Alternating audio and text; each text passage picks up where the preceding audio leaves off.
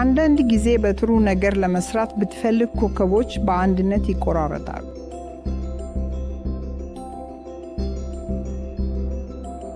ሁሉም ህልሞችህ እንዲሁ በአንድ ጊዜ እንዲረኩ ብዙ ጊዜ አይደለም።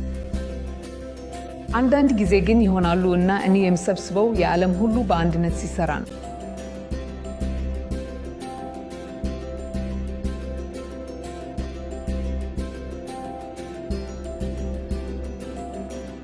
ስለዚህ አቲና ሴቶች ራሳቸውን እንዲጠብቁ ጤናቸውን እንዲጠብቁ በካንሰር እንክብካቤ ውስጥ ለሴቶች በጣም የተሻለ እንዲሆን እንደ እንቅስቃሴ መሆን አለበት ብዬ እሰማለሁ።